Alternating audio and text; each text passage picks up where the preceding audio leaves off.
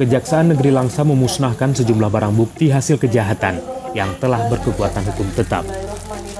Barang bukti yang dimusnahkan tersebut berupa narkotika, rokok, dan teh ilegal, serta barang-barang lain yang digunakan pelaku saat melakukan tindak pidana kejahatan.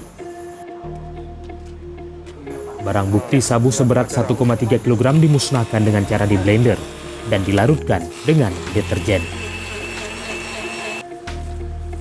Sementara barang bukti lain seperti ganja, rokok, teh hijau, dan teh merah hasil selundupan serta barang bukti lainnya yang digunakan pelaku saat melakukan kejahatan dimusnahkan dengan cara dibakar.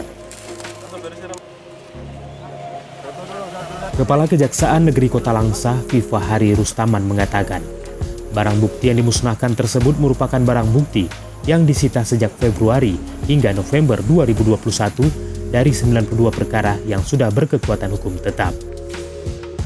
Sampai saat ini masih mendominasi adalah perkara-perkara dari narkoba ini.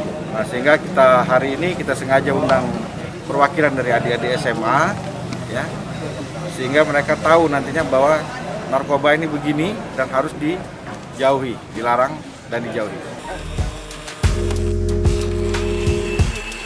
Perkara narkotika masih mendominasi kasus wilayah hukum Kota Langsa.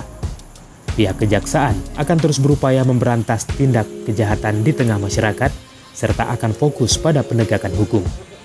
Dari Langsa, Tim Liputan Aceh Video melaporkan.